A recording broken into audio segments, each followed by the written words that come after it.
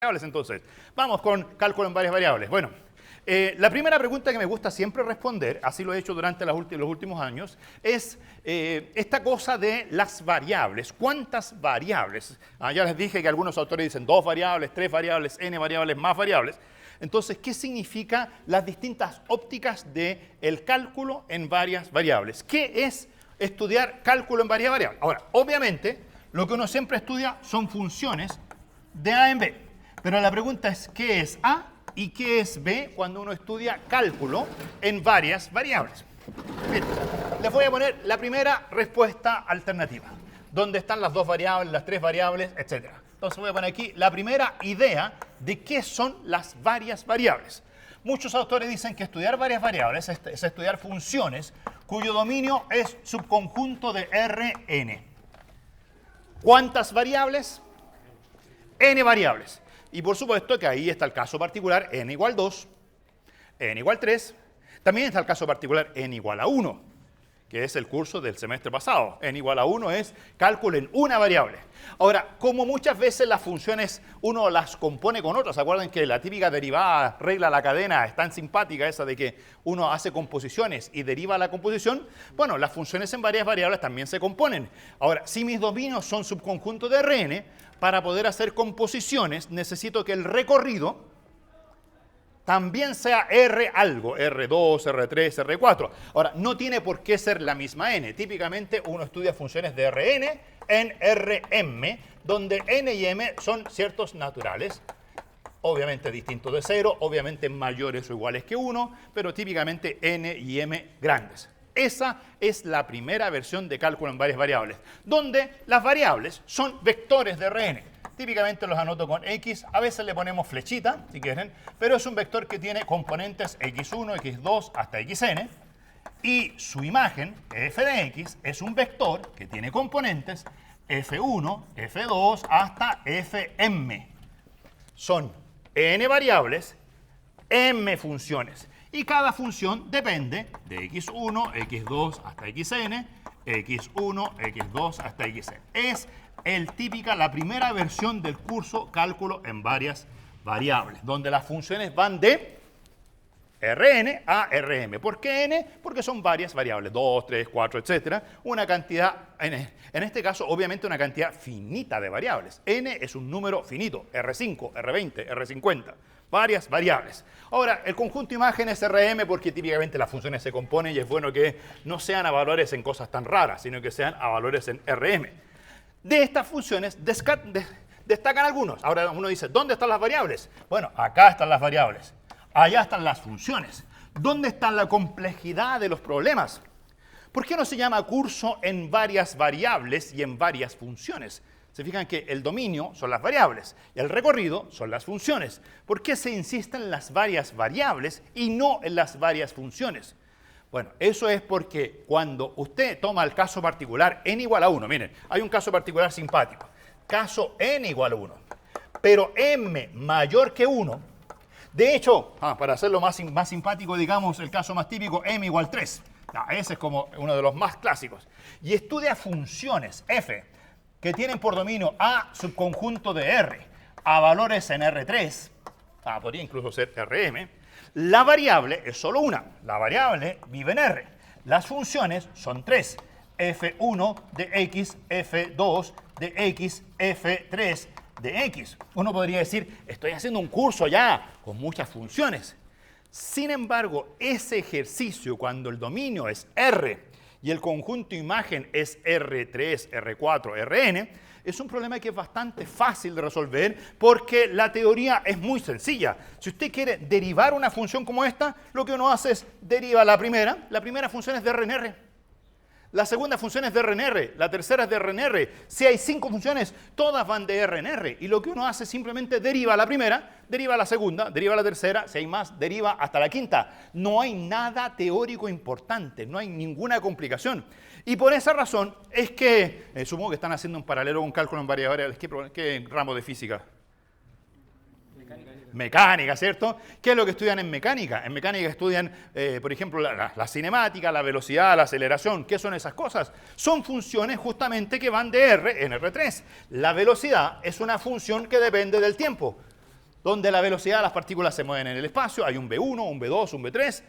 Son funciones, alguien puede decir, en muchas dimensiones, pero las muchas dimensiones están en el conjunto imagen, no están en el dominio. Y como no están en el dominio, derivar la velocidad es muy fácil. Se deriva la primera, la segunda, la tercera componente. Uno deriva la velocidad en mecánica y obtiene la aceleración, ¿cierto? Que depende, típicamente la variable se llama el tiempo. Entonces, con el curso cálculo de primer año, cuando uno estudia funciones de una variable, ya puede resolver todos estos ejercicios de mecánica donde el dominio es R y el conjunto imagen no es R. El conjunto imagen es más complicado que R, pero lo que hay que hacer es simplemente derivar muchas veces. Derivar la primera, la segunda, la tercera, etc. No hay complicación, no hay que hacerse un curso de varias funciones para estudiar ese caso. Sin embargo, las variables sí que son complicadas. Cuando las varias son variables, por eso uno habla curso en cálculo en varias, ¿se fijan? Que uno enfatiza en el dominio, es el dominio el complicado, no el codominio. El RM no me molesta. Lo que me molesta es el RN, porque cuando uno estudia funciones de RN ya empiezan a aparecer cosas interesantes. Miren, otro caso particular es cuando tan sencillo como n igual 2 y m igual a 1. Funciones que van de R2 en R, donde el conjunto imagen sigue siendo R, pero ahora sí que hay varias variables, dos variables, R2. Ahora, cuando son dos variables, típicamente las variables uno le llama x, y, a valores en R, donde hay un f de x, y. Ya, esa cosa empieza a ser simpática. Porque les voy a mostrar un ejercicio. Uno puede, por ejemplo, escribir aquí funciones simpáticas. A ver, la típica que yo pongo aquí es seno de x cuadrado por y. Esa es una función de varias variables. ¿Se fijan? Seno. Alguien puede preguntarse, ¿y cómo voy a calcular la derivada de mi función en varias variables? Entonces, uno puede hacer algunos trucos, uno puede decir, miren, no hay para qué hacerse un curso. De hecho, hay algunos que se saltan el curso de variables y dicen, es re fácil calcular derivadas de esta, porque el primer año yo estudié funciones como esta. Estudié seno de a por x cuadrado. Estudié la función seno de a por x. Esas funciones son conocidas en primer año. Entonces, esta función que tiene dos variables se puede visualizar como la primera o como la segunda, si es que uno toma sus dos variables y le dice a la y, espérate un poquito, ¿por qué no te dejo a ti constante y pienso en que solo la x es variable? O sea, pienso en mi R2, pienso en que me paro en un punto, el punto de coordenadas, si quieren, x0 y 0, ahí voy a calcular mis derivadas. La función depende de dos variables, pero ustedes pueden decir, en realidad solamente voy a mover la x. Me muevo solo en esa dirección y ahí obtengo la función seno de x cuadrado. Y si hago eso, puedo calcular mi derivada. La y es una constante. Y en ese caso uno calcula algo así como la derivada parcial con respecto a x. Es la única novedad, que dado que hay dos variables, x e y, no voy a derivar con respecto a x y a y simultáneamente, sino que derivo solo con respecto a x, pensando que la y es constante. Entonces, cuando veo esa función, yo me imagino esta otra. Y calculo la derivada de esa función con respecto a x diciendo, la derivada del seno es coseno de el argumento, que es x cuadrado y, multiplicado por la derivada del argumento. Y cuando calculo la derivada del argumento, ahí me acuerdo de que la y es constante. Entonces, solo es la derivada del x cuadrado, lo que vale 2x por y. Y uno dice, oye, es bastante fácil en realidad calcular derivadas de funciones en varias variables. Dejo la y fija, derivo con respecto a x y obtengo al tiro mi derivada, lo mismo que hice el primer año. Y también podría calcular, al revés, derivada en la otra dirección. Dejar la x fija y ahora pensar que es la y la variable. Y ahí la función que aparece es la de abajo. Donde, ¿quién es la a? Bueno, hay que hacer los cambios de rol correspondientes, ¿cierto? Si ahora la x es fija, es como que la a es x cuadrado. Y es como que la x es la y. Bueno, uno no hace tantos cambios de letras, sino que simplemente va allá arriba y dice, calculo la derivada parcial de la f, pero ahora con respecto a la variable y. Utiliza el signo de derivadas de primer año, pero en lugar de poner las letras de recta, utiliza estas letras, se fijan, estos caracolitos que van hacia allá, ahí, que se llama, bueno, es el, así que quieren, aquí le pongo backslash partial, así lo quieren en LaTeX. Ese es el símbolo, no sé qué nombre tiene, es el símbolo de derivada parcial. ¿Qué significa? Dejo las variables fijas y solo muevo una. Solo muevo la x o solo muevo la y. Y puedo hacer cálculos. ¿Qué pasa cuando derivo con respecto a y? Digo, la derivada del seno vale coseno, así que eso es coseno de x cuadrado por y multiplicado por la derivada del argumento. Pero no hay que olvidar que en el argumento hay una constante. ¿Cuál es la constante ahora? El x al cuadrado. ¿Cuál es la variable? Y. Hay que imaginarse como que si y fuese la x de siempre. Entonces uno dice, ¿cuánto es la derivada de x cuadrado por y? Vale x cuadrado por 1, o sea, simplemente x cuadrado. Y con eso uno podría decir, no está tan complicado. O sea, funciones de R2 en R, yo las podría derivar usando las técnicas de primer año. Simplemente dejo las variables fijas y derivo con respecto a una. Muevo solo una. Si la función tuviese 3 variables, dejo 2 fijas y muevo 1. Si la función tuviera 8 variables, dejo 7 fijas y muevo 1. Ahí puedo calcular la derivada con respecto a la primera, a la segunda, a la tercera. Puedo calcular muchas derivadas parciales y uno hasta se puede entretener calculando derivadas parciales. Es decir, terminé, el curso de cálculo en varias variables se ha terminado. Hemos terminado, vamos al examen inmediatamente porque ya sé derivar en varias variables, ¿o no? Ahora, si quieren calcular integrales, también podrían decir, voy a calcular la primitiva pensando en que solo la x es variable. Esa no sé calcularla. Porque seno de x cuadrado no le sé una primitiva. Pero sí podría calcular la primitiva con respecto a y. Con respecto a y, esa es la primitiva de seno, es menos coseno, x cuadrado de y partido por x cuadrado para que el derivar se vaya al x cuadrado. Esa sí la podría calcular. O sea, obviamente, las primitivas algunas se pueden calcular y otras no. Podría inmediatamente haber dicho que terminé con el curso cálculo en varias variables.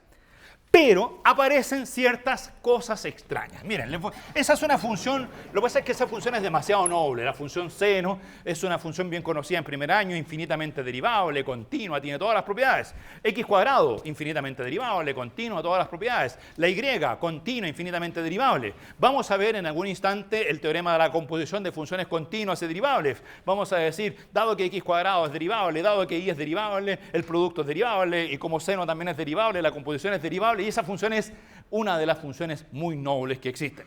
Pero pueden aparecer funciones como el siguiente ejemplo. Ejemplo también en n igual 2 y m igual a 1. Que es un ejemplo, en principio, dimensiones, pocas dimensiones, pero ya tiene ciertas complicaciones interesantes. La función que está definida como f de x por x, y igual llaves. ¿Qué les parece?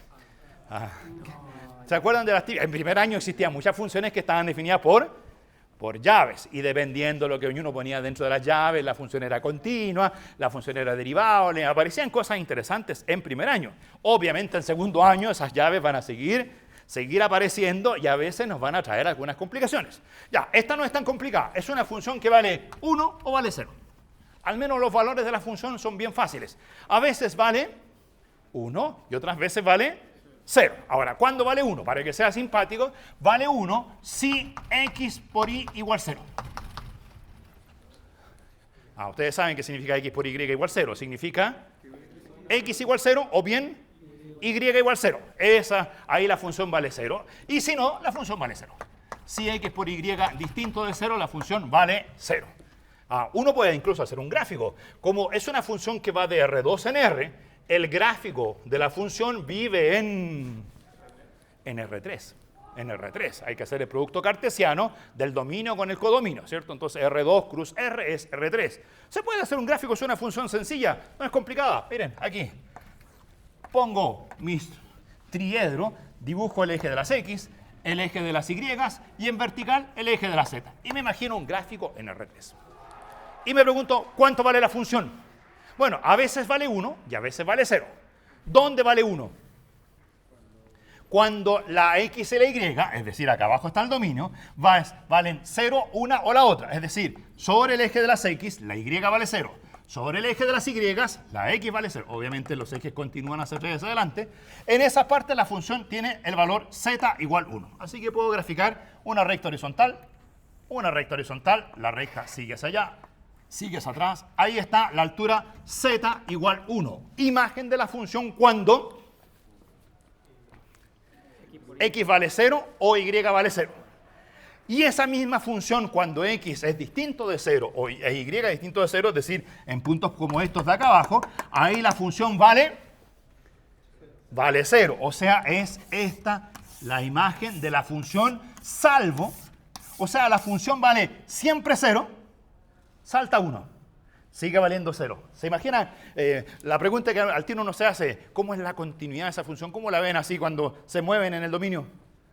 ¿La ven que la función viene, muévase aquí? Partan de aquí, empiezan a moverse por el dominio, tomen ese punto X, ahí, ese punto X, ahí. ¿Cuánto vale la función? ¿Cuánto vale la función? ¿Cuánto vale la función? Muévanse continuamente. Vale la función. Llegan al eje de las X, ¿qué le pasa a la función? Salta 1. Pasan al eje de las X, ¿qué le pasa a la función? Vuelve a 0. O sea, si fuera una función de una variable, uno la vería como una función que vale 0, 0, 0, 0, sube a 1 y después 0, 0, 0, 0. Pregunta, ¿continua o no continua? O sea, depende, ¿cierto? En esta zona de acá seguramente es continua, porque aquí vale 0 en todas partes, pero cuando uno atraviesa el eje de las X o cuando atraviesa el eje de las Y, claramente es una función discontinua. Discontinua. Sin embargo, tiene una gracia. En el origen, donde está continuidad, aquí, en ese origen uno puede calcular las derivadas parciales. ¿Qué significa calcular la derivada parcial de esa función f con respecto a x? Ya, arriba lo entendimos. ¿Qué significaba? Me paro en el punto en el origen. ¿Y hacia dónde me muevo? ¿Qué variable queda fija? La y. Derivo con respecto a x. Cuando derivo con respecto a x, significa que es la x la que se mueve. Significa que la que queda fija es la y. ¿Y cuánto? ¿Fija igual a cuánto si partí del origen? La y sigue siendo 0. O sea, me muevo sobre esta recta. Me muevo aquí y me muevo allá. Y cuando me muevo sobre esa recta, pregunta qué le pasa a la función. ¿Cuánto vale la función a lo largo de esa recta donde x se mueve, pero y siempre vale 0? ¿Cuánto valen las imágenes en todas partes? Es 1, o sea, la función allí es constante. Y si la función es constante, no es difícil convencerse que su derivada, la derivada vale 0. Esa derivada parcial existe, vale 0, en el origen. También la derivada parcial con respecto a y, en el origen, ¿qué hago ahora? Ahora dejo la x constante, me muevo aquí. Y resulta que cuando me muevo ahí, la función, ¿cuánto vale en esa otra zona? Cuando me muevo a lo largo del eje de las y, la función también vale 1, o sea, la función también es constante, es decir, su derivada parcial es 0. En el origen, las derivadas parciales existen. Pero en el origen, esa función no es continua. ¿Se acuerdan ustedes de un Sumur teorema en primer año? Toda función derivable es continua. Aquí encuentro derivadas parciales en funciones que son discontinuas. Si yo la mirara solamente como función de x es continua. Como función de x vale siempre 1. Como función solo diría, vale siempre 1. Pero si me aparto y me muevo alrededor del origen, hay puntos donde la función vale 0 y cambia bruscamente mi función de 1 a 0. Es una función que en varias variables es discontinua. Sin embargo, tiene derivadas parciales. Conclusión, las derivadas parciales no son todo en varias variables. Es fácil, simpático derivar parcialmente, tirar fórmulas y empezar a derivar con respecto a x, con respecto a y, pero hay cosas raras. O sea, esas derivadas parciales no lo ven todo, porque en varias variables estas direcciones no son las únicas que existen. Si yo del origen tengo derecho a moverme en la dirección de x, manteniendo la y fija, o en la dirección de y, manteniendo la x fija, ¿no les dan ganas también de moverse en una diagonal? ¿Ah? ¿No sería interesante también moverse en otras direcciones? ¿Qué pasa si en lugar de moverme en la dirección de los ejes, yo me moviese en una dirección diagonal? ¿Qué le pasa a la función? Ahí vería que la función pasa de 1 a 0 inmediatamente. Es decir, ahí vería efectivamente que la función no es continua. Pero en este truco de dejar la x fija y mover solo la y, o dejar la y fija y mover solo la x, se pierde información. Las derivadas parciales con respecto a x y con respecto a y pierden información. No se dan cuenta que la función es discontinua. O sea, si yo agarro una función en varias variables y empiezo a derivar así como malo a la cabeza, puedo calcular cosas, pero no voy a saber bien qué estoy haciendo, no voy a tener las buenas propiedades de las funciones, no voy a poder concluir cosas. Por ejemplo, una cosa interesante en primer año es que cuando la derivada vale 0, la función alcanza un mínimo. Cuando la derivada vale 0, la función alcanza máximos. Aquí, no, esas cosas son falsas. Si las derivadas parciales valen 0, la función ni siquiera es continua. Ahora, en este ejercicio la función era continua y baja a 0. Alguien me podrá decir, ¿por qué 1 era un máximo? Pero yo creo que es fácil imaginar un ejemplo en el cual yo me mueva del origen y hacia un lado baje a 0 y hacia el otro lado suba a 2. Y resulta que la función en ese punto no tiene ni máximo ni mínimo. Sin embargo, las derivadas parciales existen y valen 0. Ahí empiezan a aparecer las dificultades de las variables. Son ese tipo de cosas que nos obligan a estudiar más cosas en profundidad. No podemos llegar y decir lo mismo del primer año. Una dimensión no es suficiente para ver toda la riqueza que tienen estas funciones cuando me muevo alrededor de un punto. Hay que mirar todas las direcciones y mirarlas en forma muy astuta. No es directo. Por esa razón hay que hacer un curso. ¿Se fijan? Ahí empieza, o sea, no sé si están de acuerdo conmigo, hasta acá arriba como que, ¿para qué el curso? Si es cosa de llegar a derivar, o sea, ¿qué me pondrán? Una más complicada, me pondrán x a la x cuadrado más y cuadrado. Me muero a la risa derivando. ¿Cierto? Derivo con respecto. Me pondrán más complicado, multiplícala por z, no sé, y suman el logaritmo natural de w, ya. De 4 variables. Me muero la risa, derivo con respecto a x, derivo con respecto a y, derivo con respecto a z, derivo con respecto a w, todas se puede calcular. Pero la gran pregunta es, ¿y no estará pasando lo de abajo? O sea, la de abajo era una función fácil de ver. Esta de aquí la graficamos antes de hacer ningún cálculo. Pero otras no son tan fáciles de ver. Y lo que uno puede hacer es ponerse a derivar como condenado y resulta que a lo mejor no está viendo lo que ocurre. La derivada es para tratar de investigar qué pasa con la función. Entonces, ahí hay cosas más interesantes. Ya, primera etapa. ¿Les parece? Con eso, a lo mejor los motive para estudiar varias variables. Cuénteme. Tengo una pregunta. ¿Por qué la z era igual a 1? Porque acá decía que la función, cuando x por y era 0, la función valía 1. Era la definición de la función. ¿Cierto? Obviamente que podría ser una función más complicada. Yo podría haber puesto aquí, esta función vale, no sé, x cuadrado más y cuadrado, y aquí podría haber puesto, no sé. Pero ahí ya empiezo a entrar en terrenos más delicados donde ni siquiera voy a saber si la función es o no es continua. Puse un ejemplo lo más sencillo posible donde se ponga de manifiesto cuál es la especie de contradicción entre la derivada parcial y la teoría que uno estaría acostumbrado a ver. Duda. ¿La letra esa, la D rara, es meramente notación o tiene alguna...? Es meramente notación. Te puedo decir que en inglés se llama partial. Se llama delta parcial. Es una delta. Una delta parcial. ¿Podría perfectamente ser una D normal? Podrías, pero es poco convencional, porque uno utiliza la D normal cuando calcula derivadas con respecto a una variable. Por ejemplo, bueno, aquí en velocidad y aceleraciones sí, no hay problema, pero a veces, ahora, los problemas de varias variables tienen otras aplicaciones que van un poco más allá que la simple mecánica. Ahora, el curso en el cual uno utiliza realmente cosas con varias variables, yo diría que es el curso de termodinámica. ¿Cuándo viene el curso de termodinámica? Próximo semestre. Claro, ahí necesitan varias variables. Ahora, les puedo contar que ahí típicamente, por ejemplo, cuando uno estudia teoría de los gases, ¿cuáles son las variables en los gases? La temperatura, la presión y la densidad. Entonces, típicamente las funciones en los gases son funciones de la temperatura, de la la presión y la densidad. Son funciones de 3 variables. Ahora, como esas funciones son relativamente complicadas, lo que puede ocurrir es que un gas evolucione en el tiempo.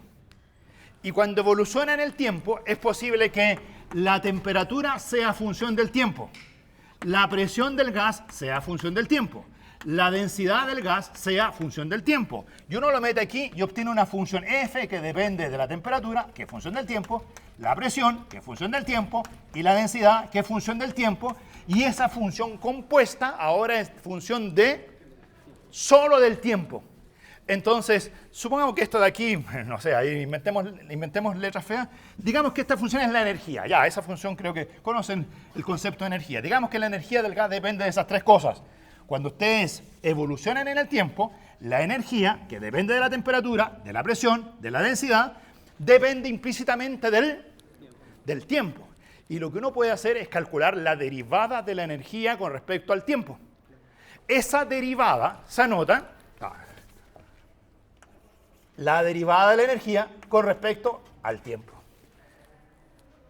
Se anota con la letra D recta, ¿por qué razón? Porque cuando yo hago esta composición, la energía ya no es función de varias variables. La energía resultante depende de una sola variable. Cuando hay una sola variable, pero a lo mejor en el camino requiero conocer las derivadas de la función de energía con respecto a la presión, las derivadas de la energía con respecto a la temperatura, las derivadas de la energía con respecto a la densidad. Esas se anotan con esas notaciones para hacer la diferencia de funciones que dependen de una variable y de funciones que dependen de varias variables. Por lo tanto, no es normal escribir así. ¿Se fijan? Normalmente uno utiliza esa letra para las derivadas. Cuéntame. Sí, ¿cómo uno puede denotar que cuando está derivando parcialmente y dejaba, por ejemplo, el y fijo, el x fijo, lo deja fijo, por ejemplo, en y igual 0 o x igual 0? Ahora, lo que pasa es que, igual que en primer año, cuando uno calcula la derivada o estudia la continuidad o el límite, siempre esas cosas se estudian en un punto. Cuando uno dice que la derivada, ¿se acuerdan de esas cosas? Cuando ustedes calculan la derivada de x cuadrado y dicen que esa derivada vale 2x, en realidad, ¿se acuerdan de eso? En un punto, en el punto 8, la derivada de la función x cuadrado en el punto 8 vale 16. Esa x que va ahí es el punto en el cual están calculando su derivada. Ahora, si mi función depende de dos variables, tienen que decir cuál es el punto con su x y con su y. Por ejemplo, tú puedes preguntarte arriba cuál es la derivada de esta función en el punto de coordenadas 7,5. El punto tiene que ser conocido.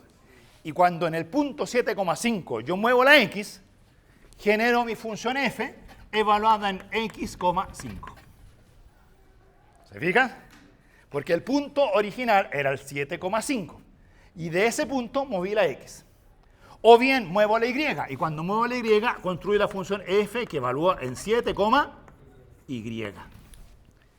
Ahora, normalmente ese tipo de cosas no lo hacen en forma más implícita. No dice que el 7 es 7, no dice que el 5 es 5, dice que el 7 es x barra, dice que el 5 es y barra, y de hecho, uno muchas veces la barra se la echa al bolsillo y dice que calculo la derivada parcial en el punto x, y. Así como el x cuadrado calculaba la derivada en x, me decían que la derivada era 2x. ¿Se acuerdan de esas cosas? Entonces, pasa un poquito lo mismo.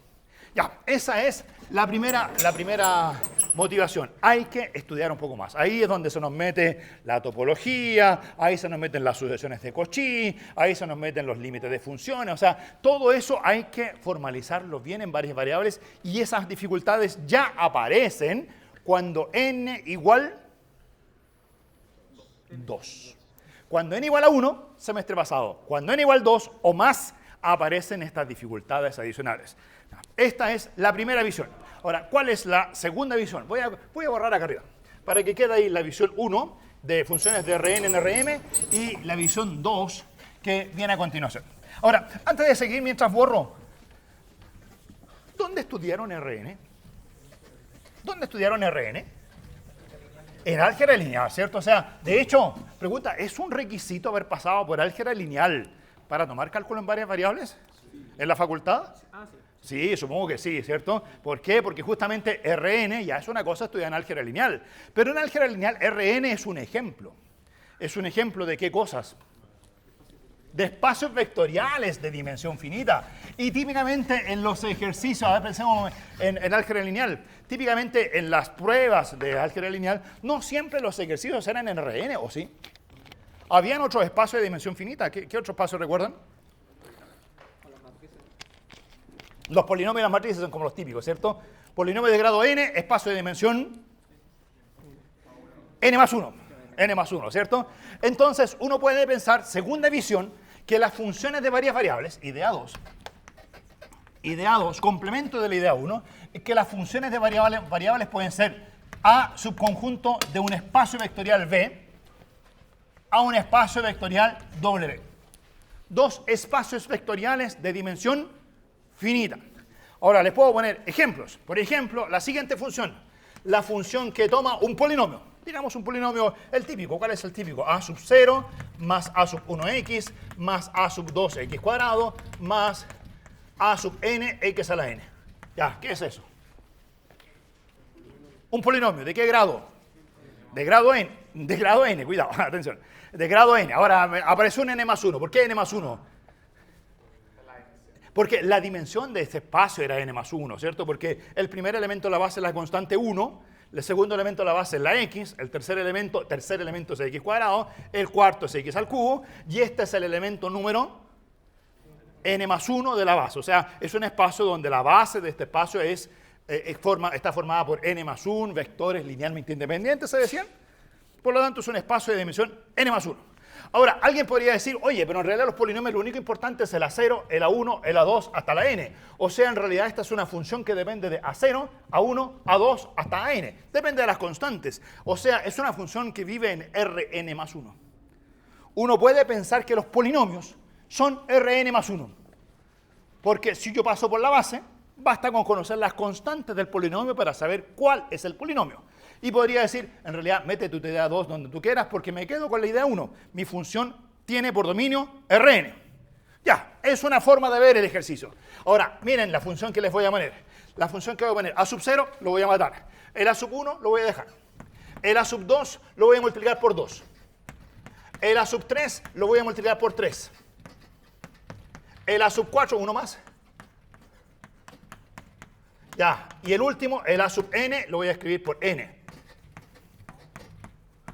Ahí tiene una función que va de los polinomios en los polinomios. Toma un polinomio de grado n y me entrega un polinomio de grado n menos 1. Ahora, el espacio de partida tiene dimensión n más 1, el espacio de llegada tiene dimensión n. Podríamos decir, es una función que va de Rn más 1 en Rn, donde lo único importante son las constantes. El A0, el A1, el A2, a la n, f de A0, A1, A2, a n es, la primera constante vale 0, no, la primera constante vale A1, después 2 a 2, 3 a 3, 4 a 4 y la última es n a n. Podrían mirarlo como una función de Rn en Rn, de Rn más 1 en Rn, pero en realidad si lo miran mejor, ¿qué están viendo? Están viendo una función bien importante, ¿cierto? Una función que toma un polinomio y entrega su derivada. Es mejor ver esta función como una función que toma un polinomio y entrega su derivada. Entonces, no ver que la variable es A0, A1, A2 hasta n, sino que decir la variable es P. La variable es P, es un polinomio que vive en un espacio vectorial. No son el x0, x1, el xn, las variables son polinomios. Y aquí lo simpático sería calcularse la derivada parcial de la función f, no con respecto a sub 0, no con respecto a sub 1, no con respecto. Si usted lo calcula con respecto a sub 0, vale 0, dicho. Si usted la calcula con respecto a sub 1, vale 1. Si usted la calcula con respecto a sub 2, 2, etc. Bueno, no ver el A0, la 1, la 2, la n por separado, sino que ver el concepto completo, el polinomio. Entonces, en ese sentido, me gustaría saber qué es la derivada parcial de la f con respecto a P. Ahí ya me empiezan a abrir, se empieza uno a interesar más en el ejercicio. Uno dice, no todo es Rn, no solamente derivo con respecto a x1, x2, sino que puedo derivar con respecto a cosas más formales. Allí es la función derivada. También podría pensar en otra función, la función integral, la que agarra un polinomio y calcula su primitiva. La primitiva del x es x a la n más 1 partido por n más 1. ¿Se fijan? Podría pensar en esas funciones, pero ya no vistas desde el punto de vista de acá, como números reales, sino que la variable es realmente algo más rico, es un polinomio. ¿Ya? Ahora, ese polinomio vive en un espacio de dimensión finita. El conjunto imagen es un polinomio, dimensión finita. Pero cuando uno pasa a la derivada, creo que inmediatamente se le abren los ojos más que eso. Uno dice, no tengo por qué derivar polinomios. Podría derivar otras funciones que no sean polinomios. ¿Qué funciones se pueden derivar en R? Los polinomios son funciones de R en R. Estoy pensando en una función cuyo dominio son los polinomios o valores son los polinomios. Podría derivar una función cuyo dominio sean otras funciones. Ahora, para que se pueda calcular la derivada, necesito que las funciones sean derivables. Entonces, ahí viene la super idea 3. La idea 3, que uno dice, podría estudiar una función. No le voy a poner f, porque la letra f, aquí la f la voy a empezar a usar como variable. ¿Se dan cuenta por qué la f la voy a usar como variable? ¿Cuál era la variable en la idea 2? ¿Cuál era la variable en la idea 2? El polinomio p. ¿Qué significa p? Un polinomio, pero visto como función. La variable es una función. Y ahora en lugar de escribir un polinomio voy a decir la variable va a ser una f. Entonces va a ser una f de f. Uy, parece que se me cayó el curso de álgebra encima. ¿Se acuerdan que en álgebra veían esas funciones cuyos dominios eran raros? Sí. Ya, bueno, aquí efectivamente uno con las aplicaciones llega a esos dominios raros. Entonces la variable la voy a llamar f y voy a decir que el operador, la función en lugar de... Voy a hacer un cambio de letras, miren. A esta función no la voy a llamar f. A esta función la voy a llamar d. ¿Qué les parece? ¿Qué les parece la función d? ¿Alguna idea de por qué la llamé d? D de derivada, ¿cierto? Entonces, la función d. ¿Qué es lo que hace la función d? Agarra un polinomio y lo deriva. Entonces, la pregunta que hay que hacerse es, ¿cuánto será la derivada? No del polinomio. ¿Cuánto será la derivada de la función derivada con respecto al polinomio? ¡Wow! Ya. ¿Y cuál es la idea 3? Es que ahora voy a derivar cosas que no sean polinomios.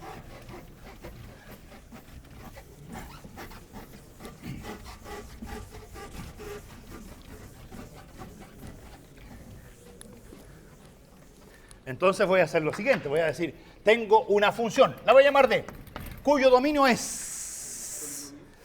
No, más que polinomios. Funciones. Pero no cualquier función. Funciones que sean derivables. Entonces, esas funciones que sean derivables, voy a poner que tenga derivada continua. Había un conjunto de funciones derivables con derivada continua. ¿Cómo se llamaba ese conjunto de las funciones derivables cuya derivada era continua? ¿No eran las de clase C1?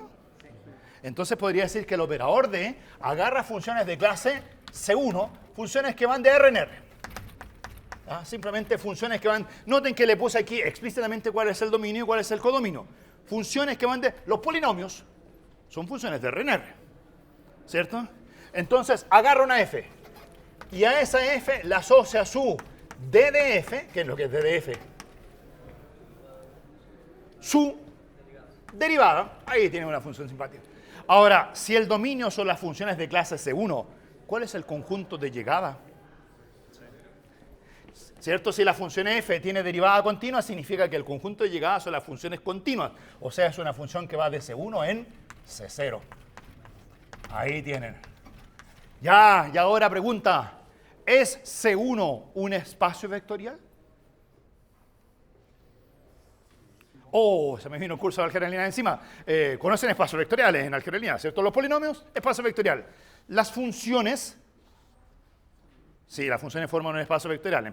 Cuando se dan las funciones que van de R en R, son un espacio vectorial. Pero aquí no es cualquier función, aquí son las funciones clase C1. ¿Cómo se sabía en álgebra lineal si una parte de un espacio vectorial era o no espacio vectorial? Había que ver si era cerrado o no.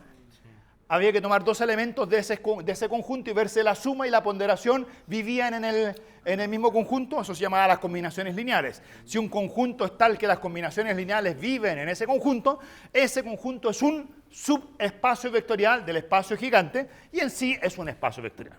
Entonces, pregunta, ¿son las funciones de clase C1? Vamos aquí, más fácil. ¿Son las de clase C0 un espacio vectorial? Bueno, pregunta, si yo tomo dos funciones continuas y las sumo, ¿es o no es continua? Primer año. Continua. Si tomo una función continua y la multiplico por un escalar, la multiplico por 5, por 10, por lambda, ¿qué pasa con la función resultante? Es continua. Ahora, si quieren más general, tomo dos funciones continuas y dos escalares, hago la combinación alfa f más beta g. Es continua. Las funciones continuas son un espacio vectorial. ¿Qué pasa con las funciones C1? ¿Qué pasa con alfa f más beta g? Si f y g son funciones de clase C1, alfa y beta son números reales, ¿es la combinación lineal una función derivable? ¿Es la derivada continua? ¿Por qué? Ah, fácil, porque la derivada de esa cosa, ¿cuánto valía esa derivada? Esa derivada valía alfa f' más beta g'. Y si la f y la g son de clase C1, las derivadas son continuas. Y si las dos derivadas son continuas, la combinación lineal es continua. Este es espacio vectorial. Espacio vectorial. ¿Son de dimensión finita?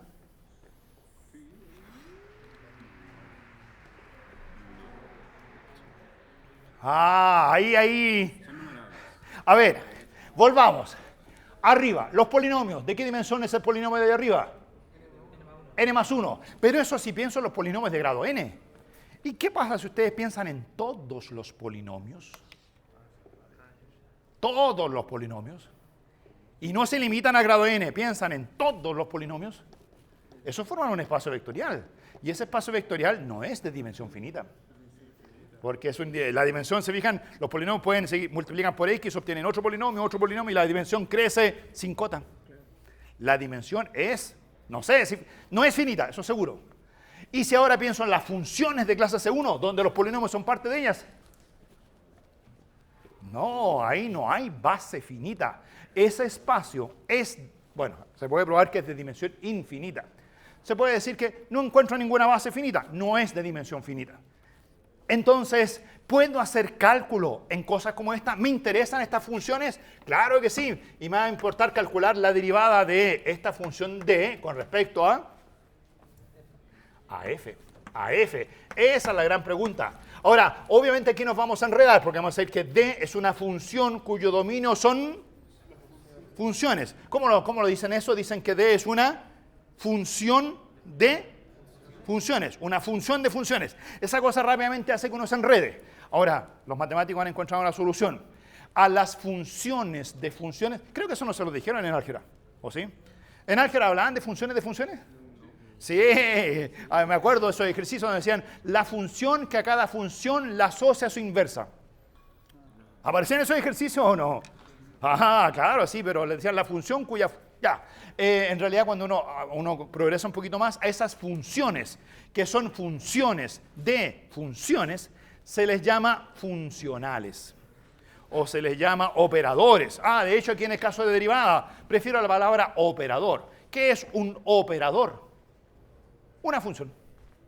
Pero una función donde el dominio son funciones. Y para no enredarse con que la función de funciones y derivo la función, ¿cuál de todas?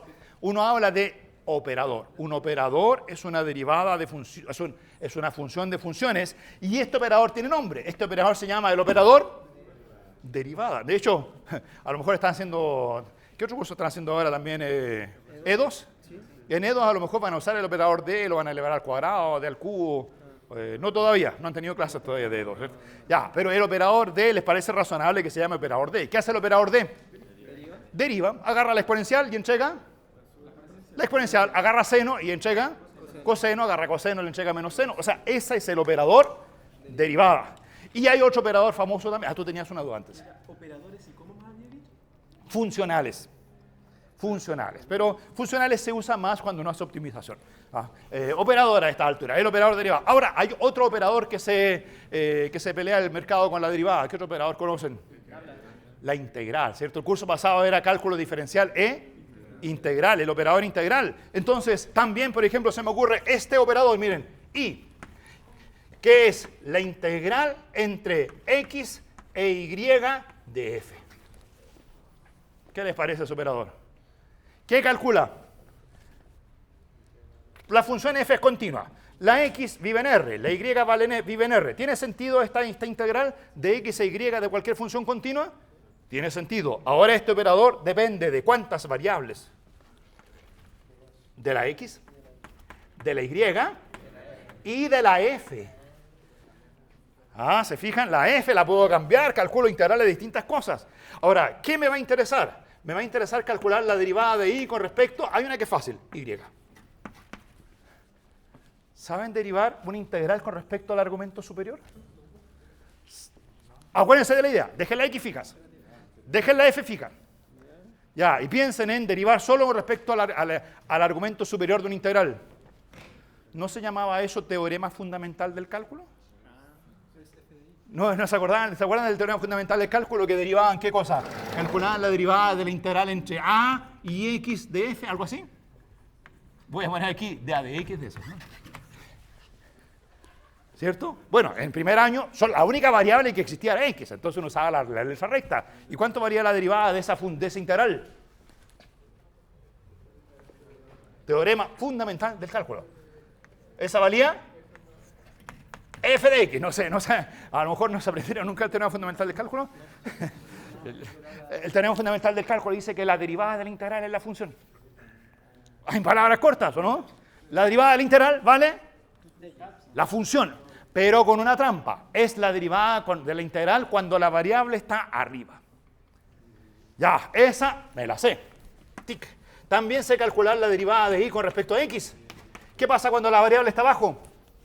Dejen la y fija, dejen la f fija. ¿Cuál es el truco? Dan vuelta a la integral para que le ponen un signo menos y queda el teorema fundamental del cálculo de nuevo. Es decir, va a ser menos f. Ticket, esta de aquí la sé calcular. Pero ¿cuál es la gran pregunta que me tengo que responder algún día durante el curso? ¿Cuál es la derivada parcial de esa integral con respecto a la f chica?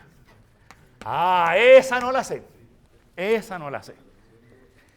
Y si después tengo o sea, voy a termodinámica, donde me dicen en termodinámica que la x depende de t, que la y depende de t, y que la f de u de t de u, la integral, obviamente la integral es una variable u que se mueve entre x e y, pero la f también depende de t, el resultado va a ser una integral que va a depender intrínsecamente de t.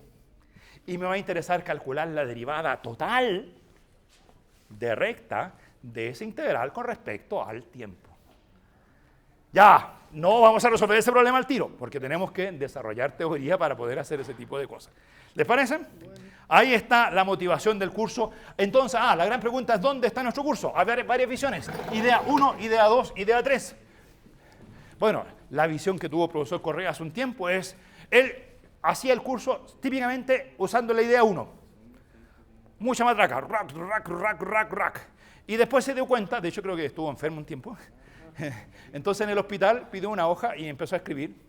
Y se dio cuenta que si uno desarrollaba la idea 3, los conceptos difíciles eran los mismos que en la idea 1.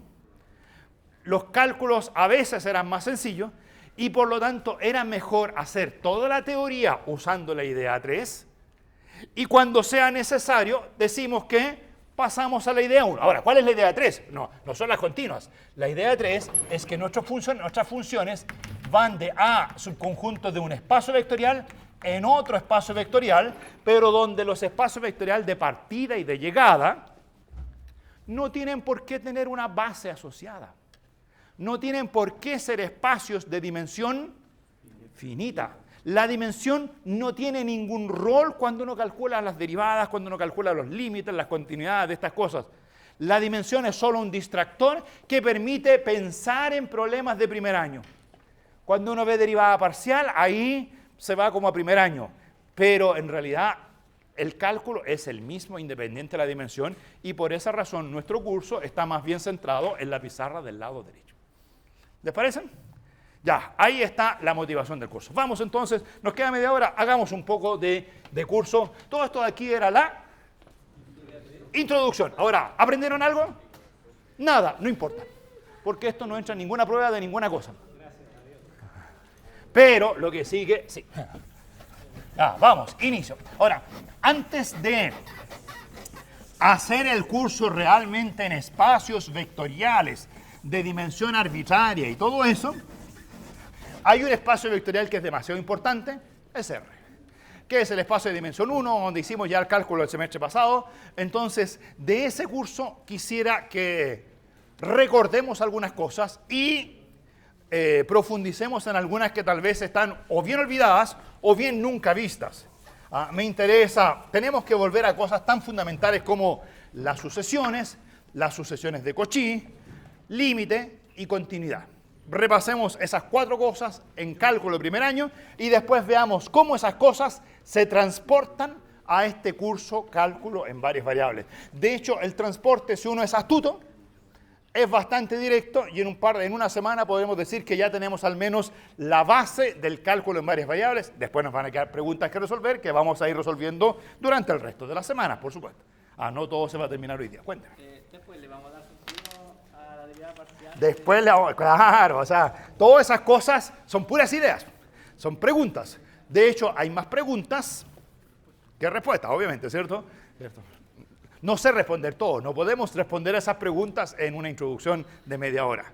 Pero sí les puedo abrir la mente para que piensen y digan, hacia allá va todo. Porque en algún instante vamos a estar metidos. Va a llegar el instante en que van a decir, ¿para qué tanta cuestión? O sea, esa cosa es inevitable. O sea, le pasa incluso a los matemáticos. Los matemáticos cuando están en cuarto, quinto año dicen, ¿y para qué me metí a esta carrera si no tiene ninguna salida y no sirve para nada?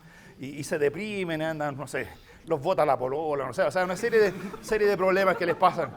Y después, en algún instante, uno dice, oye, pero no te olvides del objetivo número 1. Esto tiene una salida y después, bueno, hay varios de ellos que son muy exitosos. Aquí pasa un poco lo mismo. Cuando terminemos el curso, van a decir, ahí va a estar todo. O sea, vamos a responder a todas estas preguntas en forma precisa. Pero en algún instante van a estar metidos en la nebulosa diciendo, ¿para qué tanta cuestión? Ya me enredé. El épsilon cuadrado, ¿por qué tanto cosa? Porque es lo necesario para poder sacar las conclusiones de lo que queríamos allá. ¿Les parece? Ya, por eso no hay respuesta, por eso no te puedo dar la respuesta. Ese día me falta todo esto de acá. Ya, entonces, recuerdo de primer año. Recuerdos. Ahora, el primer recuerdo es que significa que una sucesión converja a L. Ese recuerdo es la base de todo. ¿Se acuerdan qué significaba que una sucesión convergiese al real L en R? Una sucesión de números reales converge al número L. Si uno conoce bien eso, más un par de detallitos que les voy a ver mañana. Mañana tenemos clase, recuerden ustedes, a las 4:15. Aquí en esta misma sala. Creo que mañana hace más calor que hoy día, así que... Pero aprovechen porque después nos vamos a matar de frío. Esta sala es muy, muy, muy helada cuando ya llegue los meses de abril y mayo. Así que aprovechen de venir con poca ropa y sentirse lo más libres posible. Si uno entiende bien qué significa que una sucesión de números reales converja a un número real L, después vamos a poder preguntarnos ¿qué significará que una sucesión de vectores, vector entendido como elemento de un espacio vectorial, vector que pueden ser polinomios, vector que pueden ser matrices, vector que pueden ser funciones continuas? ¿Qué significará que una sucesión de vectores, S sub n, converja al vector L? O sea, después la Sn no van a ser reales, la Sn van a ser vectores.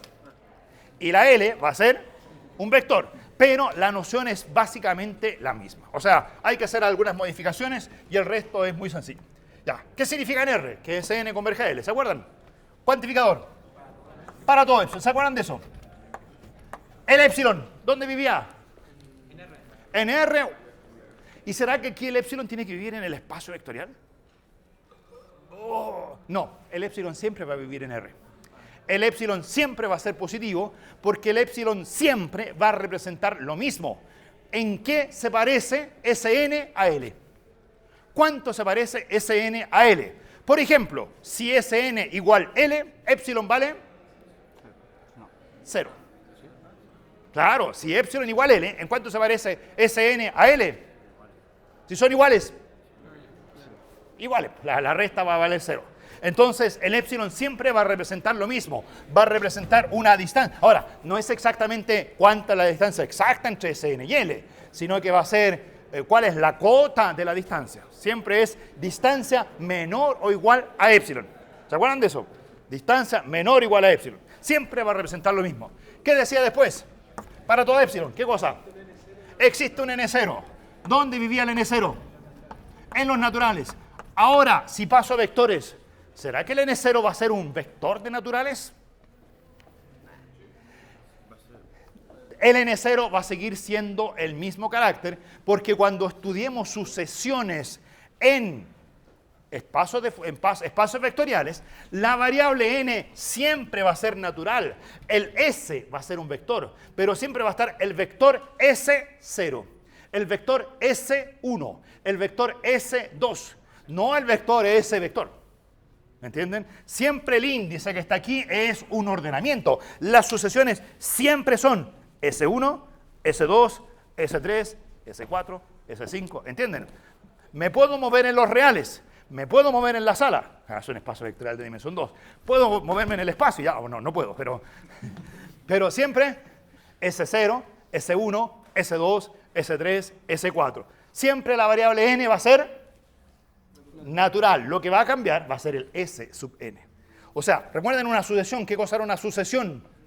Era una función desde los naturales a los reales. Cuando piensa en sucesión en espacios vectoriales, ¿qué va a ser? Una función de los naturales al espacio vectorial. Por ejemplo, una sucesión de polinomios. Por ejemplo, una sucesión de funciones de clase C1.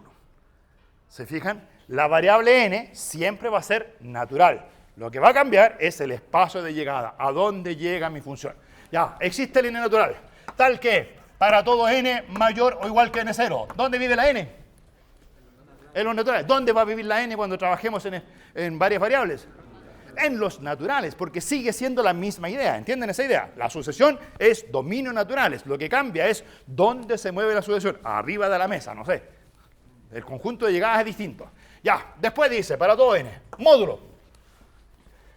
Sn menos L, ¿así era? Menor o igual que epsilon. ¿Se acuerdan de eso? Existe un instante a partir del cual la sucesión dista de L menos que epsilon. Menor o igual, menor estricto, eso en realidad me da un poquito lo mismo. Digamos que es menor o igual. Ahora, pregunta, ¿qué cosas van a ser vectores cuando pasemos a ese mundo 3? La L va a ser un vector. La S sub n va a ser un vector. Y si la S sub n es un vector y la n es un vector, pregunta, ¿se puede calcular Sn menos L? Sí, claro que sí, porque en los espacios vectoriales está definida la suma de vectores. En los espacios vectoriales está definida el producto por escalar. ¿Y qué es la resta de vectores en un espacio vectorial? Es sumar el primer vector más menos 1 multiplicado por el segundo vector. Así que la resta de vectores siempre está definida. Por esa razón es que el cálculo que vamos a desarrollar se va a desarrollar en espacios vectoriales, no más allá. Ahora, si el conjunto es, ustedes quieren hacer cálculo en el conjunto de los días de la semana, ahí voy a estar un poquito más complicado, porque no sé calcular lunes menos martes. ¿Se fijan? No tengo un álgebra en ese conjunto, pero mientras el conjunto sea un espacio vectorial, voy a poder calcular perfectamente esta diferencia. Cuéntenme. Entonces, si S sub n y L son vectores, ¿cómo pueden ser menores a un real? Ah, lo que pasa es que aquí, bueno, aquí hay una cosa rara. Aquí está la gran barrera. Ahí está la gran barrera. Cuando uno vive en R, ¿qué es lo que calcula? Sn es un real. Sl es un real. La resta Sn menos L es un real, pero a ese real que hay que tomarle el módulo. No es el real el que es menor que epsilon, porque si no se me meten los negativos. Lo que es menor que epsilon no es el real, sino que es su módulo. Cuando trabajemos en espacios vectoriales, Sn va a ser un vector, L va a ser un vector, la resta va a ser un vector. No es el vector el que tiene que ser más chico que epsilon, sino que ahí, ¿se fijan? No les digo nada porque ustedes ya saben más que yo. Vamos a hablar de norma, efectivamente. Vamos a hablar del tamaño del vector. El tamaño, el módulo en R significa el tamaño del número real. Vamos a tener que definir muy astutamente qué significa el tamaño de un vector. Cuando definamos el tamaño de un vector, vamos a poder decir que esta definición la tenemos completamente bien hecha para vectores. Aquí está tal vez la única barrera. Hoy día vamos a trabajar en R, no voy a trabajar en espacios vectoriales, pero quiero que siempre vayan pensando en las cosas que hago en R, cómo las vamos a extender a Rn, cómo las vamos a extender a cualquier espacio vectorial. ¿Se fijan? En Rn, Sn va a ser un vector de Rn, L va a ser un vector de Rn, la resta vector de Rn. En lugar de módulo, ¿qué voy a poner? Bueno, en Rn a lo mejor, en álgebra lineal, ¿vieron algo de tamaños de los vectores? Ya, entonces por ahí podemos empezar a jugar con respecto a ese tipo de cosas. Pero vamos a ir un poquito más allá. Eso es la convergencia. Segunda definición, ¿qué significa que una sucesión S sub n sea de Cauchy? ¿Vieron Cauchy? Sí, no. Depende, ¿cierto? Está en el apéndice del curso anterior. Entonces, ya, yo les puedo contar rápidamente lo que es Cauchy, no es tan complicado. ¿Qué significa ser convergente? Voy a usar un dibujito. De hecho, dado que vamos a extender esta cosa de Rn, me permito hacer el dibujito en R2. Digamos que ahí está el L. ¿Qué significa que una sucesión converja a L? Significa que, si la dibujo, no voy a dibujar puntitos, la voy a dibujar en forma tal vez más continua, significa que, ¿se dan cuenta? Una sucesión que converge a L es una sucesión que, a partir de N0, dista de L menos que epsilon. Si ustedes toman epsilon más chico, hay términos de que la sucesión distan más y más de L. Lo que mira la convergencia es, si este de aquí es un Sn, digamos que ahí está mi Sn, lo que hace la convergencia es mira la distancia entre,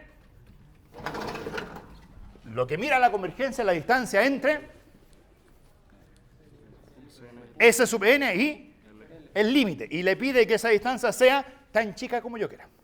¿Qué es lo que hace Cauchy? Cauchy dice, a veces no soy capaz de calcular L. Hay ejercicios en los cuales no sé quién es L. Por ejemplo, Cauchy estaba complicado con esas cosas cuando las sucesiones convergen a raíz de 2. Cuando las sucesiones convergen a raíz de 2, uno dice, oye, ¿y ese raíz de 2 existe o no existe? ¿Qué pasaría si ustedes sacan raíz de 2 de los reales y toman esas sucesiones que querían converger a raíz de 2? No puedo calcular la distancia entre la sucesión y raíz de 2 si raíz de 2 se fue del mundo. Entonces, ¿qué dice Cauchy? Lo que yo puedo hacer en esos casos es calcular la distancia entre los términos de la sucesión entre ellos mismos. Tomo un S5 y lo comparo con el S20. Tomo el S20 y lo comparo con el S50. El S50 con el S80. Tomo un Sn y lo comparo con un Sm. O sea, comparo términos de la sucesión entre sí. Ahí está el Sn, digamos que aquí está el Sm. Lo que hace Cauchy es compara S con S. ¿Por qué razón lo hace así? Porque Cauchy a priori no sabe si existe o no la L. ¿Se fijan? Entonces Cauchy lo que hace es comparar los términos de la sucesión entre sí. ¿Y qué le pide la sucesión para realmente...? Me equivoqué. Este no es Sn, este es Sm. Ahí le voy a poner, ¿cierto? Compara dos términos. Entonces dice, una sucesión es de Cauchy, sí y solamente sí. Miren, se parece. Para todo epsilon positivo, existe un N0 natural. O alguien me va a decir, oye, estoy escribiendo lo mismo. Sí, la idea es la misma. Me doy un epsilon chico y existe un instante a partir del cual las distancias son chicas. Pero no la distancia de Sn a L. La distancia de Sn a quién? La distancia de Sn a Sm. Y esa cosa es para todo n y para todo m mayores o iguales que n0. Entonces, existe un instante n0 tal que si de ahí en adelante tomo un n y tomo un m, ambos mayores o iguales que n0, lo que es pequeño es la distancia entre Sn y Sm. Eso es menor o igual que epsilon. Esas son las famosas sucesiones de Cauchy. ¿Qué hace Cauchy? Compara la distancia entre Sn y Sm. ¿Qué hace la convergencia? Compara la distancia entre Sn y L. ¿Se ve una relación rápida entre convergencia y Cauchy o no? Hay una implica que siempre es cierto. Que es fácil de demostrarlo. Vamos a demostrar al tiro. Miren, ¿qué hace Cauchy? Compara Sn con Sm. ¿Qué hace la convergencia? Compara Sn con L. ¿Y el Sm? Como la m también es mayor o igual que n0. Como la m también es mayor o igual que n0, entra arriba en la convergencia. También es cierto que Sm, no se alcanza a ver, pero menos L también es menor que epsilon. Así que lo que hace, compara aquí. La convergencia me dice que eso es pequeño, me dice que eso de ahí es pequeño. Si quieren hago un dibujo aparte. Tú muérete. Miren, dibujo LSM, dibujo LSN. Si las sucesiones convergen, ahí está el L. Esta distancia, pequeña. Esa distancia, pequeña.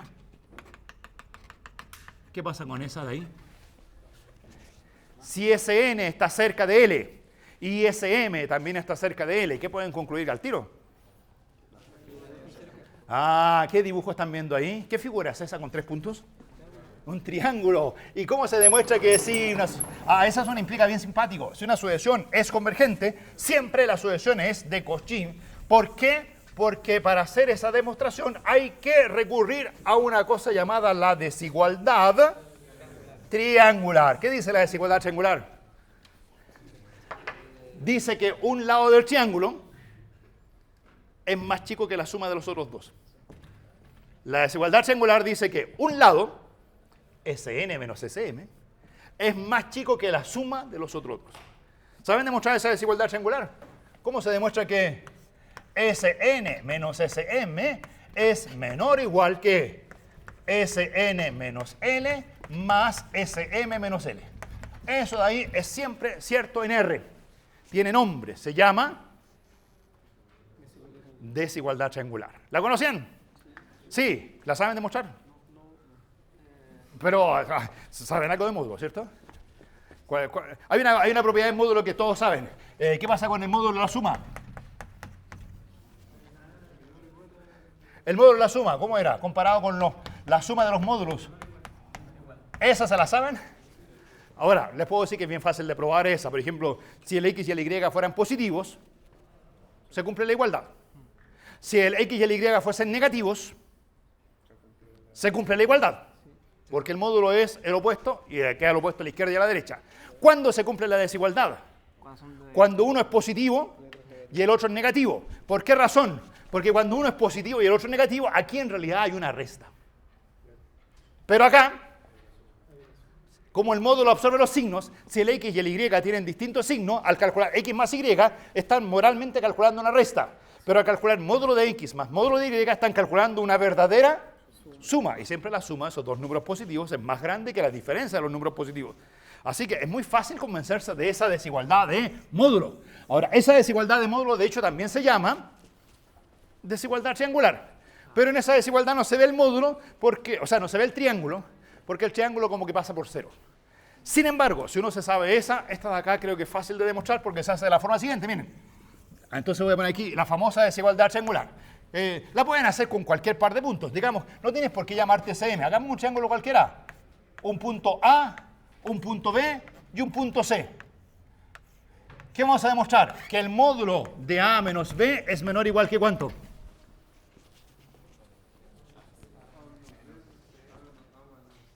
A menos C más módulo de B menos C. Siempre un lado menor o igual que la suma de los otros dos. ¿Cómo se hace moralmente? Lo que tienen que hacer es mirar si usted calcula el módulo de A menos B y dice, ¿y esa C que estás haciendo?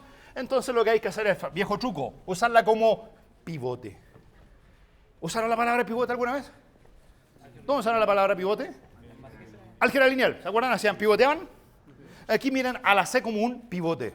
Entonces, de la forma siguiente, este A menos B lo escriben como A menos C más C menos B. Ahora, en estricto rigor esa cosa en cálculo tenía nombre. ¿Cómo se llamaba eso? Ni quita ni pone, ¿cierto? Sumar y restar, C. Pero una vez que hago aparecer la letra C, aquí veo un número real y aquí veo otro número real. Y digo que el módulo de la suma es menor o igual que la suma de los módulos. A menos C más C menos B. Y ahí se terminó. Alguien dirá, yo quería A menos C más B menos C. Pero B menos C y C menos B son la misma cosa. Así que, conclusión, ahí está la famosa desigualdad triangular. Entonces, es muy fácil probar que toda sucesión convergente es de Cauchy. ¿Por qué razón? Miren, entonces voy a poner aquí propiedades. Propiedades. Propiedades. Importantes. Propiedades. Primera propiedad. Propiedad 1. Si una sucesión S sub n converge,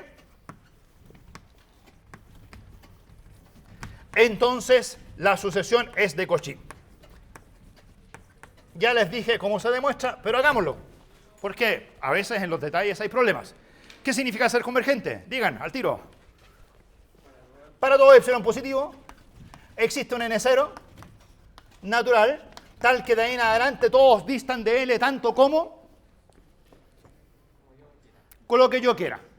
Y creo que es más o menos claro decir que para todo n, m, cualquier par de letras que se me ocurran, n y n mayor o igual que 0, la diferencia Sn menos L es menor o igual que, y la diferencia Sm menos L también es menor o igual que. ¿Qué le van a ver? Claro, como estos van a ser lados de un triángulo, estoy pensando en mi desigualdad triangular, el truco no es decir que eso es menor que epsilon y eso es menor que epsilon, porque al final voy a tener que sumar esas dos cosas. Entonces el truco es, dado que el epsilon es arbitrario, dado que el n0 aguanta lo que yo quiera, a esta le voy a pedir ser menor o igual que epsilon medios, y a esta de aquí le voy a pedir también ser menor o igual que epsilon medios. Esa es la definición de convergencia. Una vez que tengo la definición de convergencia, acto seguido digo, usando la desigualdad triangular.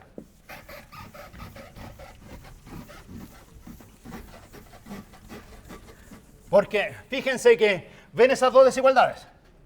Ven el pivote. Ven el triángulo. ¿Cuál es el pivote del triángulo ahí? ¿Qué letra? ¿Ven la L? Ahí está la distancia de Sn a L. Aquí está la distancia de Sm al mismo L. El L es un pivote. Entonces, si tengo ese pivote, puedo deducir cuál es la distancia entre Sn y Sm. Claro, ahí está la desigualdad triangular. Usando la desigualdad triangular, se obtiene que para todo n, m mayor o igual que n0, eso no ha cambiado, ¿cierto? Esto de aquí lo dejo a la misma altura, queda que Sn menos Sm, eso es menor o igual que, ¿ya? ¿Cuánto era? No voy a hacer siempre la demostración de la desigualdad triangular, la voy a hacer como está arriba.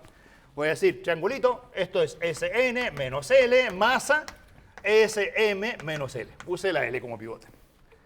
Y como este de aquí es menor que epsilon medios, y ese es menor o igual que epsilon medios, la suma es menor o igual que epsilon. Perfecto. O sea, las sucesiones de Cauchy son casos, o las convergentes son casos particulares de la de Cauchy. Siempre una sucesión convergente es de Cauchy y la demostración se apoya en ¿qué super herramienta? La desigualdad triangular. Por favor, pongan eso aquí en alguna parte. Todas las sucesiones de convergentes son de Cauchy, entre paréntesis, desigualdad triangular. Desigualdad triangular. ¿Qué se usa en la demostración? La definición, por supuesto, y la desigualdad triangular. Por lo tanto, si yo hiciera una extensión de convergencia a espacios vectoriales, tengo que definir el módulo según que corresponda. Podría también definir en esos espacios vectoriales lo que significa ser sucesión de Cauchy, con esa cosa definida apropiadamente. Yo podría demostrar que todas las sucesiones convergentes son de Cauchy, siempre y cuando esa cosa, que aquí es el módulo, siguiera satisfaciendo ¿qué propiedad? La desigualdad triangular. La desigualdad triangular es la base para hacer todo este tipo de cosas. Eso justamente lo vamos a hacer así. Vamos a extender la noción de módulo a espacios vectoriales y vamos a rescatar la desigualdad triangular casi en forma axiomática. ¿Para qué? Para que estos resultados sigan siendo verdaderos. Pregunta, ¿qué pasa al revés? ¿Qué pasa al revés? ¿Son todas las sucesiones de Cauchy convergentes? Bueno, en R, sí, pero es que R es muy especial. Cuando pasemos a espacios vectoriales cualquiera, no siempre. Lo que se puede probar siempre es lo siguiente. Propiedad número 2. Propiedad número 2. Si una sucesión S sub n es de Cauchy, atención, que aquí nos vamos a poner un poquito más pesados. Si una sucesión es de Cauchy, ya saben lo que significa ser de Cauchy, y si tiene una subsucesión convergente, ¿se acuerdan de esas cosas? Ya. Si tengo una sucesión de Cauchy, si Sn es de Cauchy, y además existe una subsucesión convergente, digamos S phi de n, que converge a L. Tengo una sucesión de Cauchy, la cual tiene una subsucesión convergente. Si eso es así, entonces la sucesión completa converge a L. Apréndase eso. La sucesión de Cauchy podría no ser convergente. Pero si la sucesión de Cauchy tiene una subsucesión convergente, La sucesión de Cauchy converge. Hagamos la demostración, nos queda un minuto. En un minuto lo hacemos. ¿Qué significa que una subsucesión converja? No, la convergencia, definición de convergencia. Para todo epsilon positivo, existe... si quieren a la subsucesión le voy a poner aquí como letra S sub phi de K. ¿Le puedo poner el K en lugar de N? Para que no nos enredemos con las letras. Entonces, para todo epsilon positivo existe un K sub 0 natural, tal que para todo K mayor o igual que K sub 0, la S sub phi de K menos L es menor o igual que epsilon medios. ¿Qué les parece? ¿Qué es eso? ¿Ven la definición de convergencia? ¿Pero convergencia de quién? De la subsucesión. ¿A cuánto? A L. Ya, pero además las sucesiones de Cauchy. Para todo epsilon positivo existe un N0, tal que para todo n, m mayores o iguales que n0, se cumple que Sn menos Sm menor o igual que epsilon medios, porque es de Cauchy. Creo que casi se terminó si tienen buena vista y tienen mucha hambre. Si tienen hambre, está listo, nos vamos a almorzar. Recuerden ustedes que para usar desigualdad triangular se necesita un pivote. ¿Qué es lo que yo quiero demostrar? Yo quiero demostrar que la sucesión converge a L. Yo quiero caracterizar la resta Sn menos L. Y lo que tengo es Sn menos Sm y S phi de K menos L. Necesito que estos dos sean un pivote. Ahora, ¿cómo me las puedo arreglar? Este de aquí es cualquier índice m más grande que n0. Esto de aquí son ciertos phi de K. La pregunta que hay que hacerse es, ¿será en algún instante el phi de K más grande que n0? ¿Se acuerdan de sus subsucesiones? En subsucesiones, ¿cómo era la función phi esa? Era estrictamente creciente. Y esas estrictamente crecientes eran tales que eran más grandes que K, de hecho, eran no acotadas superiormente. Entonces, como la phi de K es no acotada superiormente, en algún instante la phi de K es más grande que n0. Si la phi de K es más grande que n0, aquí donde dice m puedo poner... Me dio hambre, así que lo voy a hacer con el dedito. Aquí puedo poner phi de K, en la medida que phi de K sea más grande que n0. Y eso debe ocurrir a partir de un cierto K tilde. A partir de un cierto K tilde, esto es cierto, tengo eso. A partir de K0, lo de arriba es cierto, y ahí está el pivote. Y si tengo el pivote, se terminó. Sn menos L es menor o igual que epsilon. Conclusión, si una sucesión es de Cauchy y tiene una subsucesión convergente, converge ella misma. ¿Qué herramienta usamos en esa demostración? La desigualdad triangular. Esto todo es para mostrarle que la desigualdad triangular es infinitamente importante. Mañana nos vemos a las 4:15 y seguimos con este tema. Vamos a ver más propiedades con la desigualdad triangular y vamos a hacer el cálculo en espacio vectorial. Sería todo.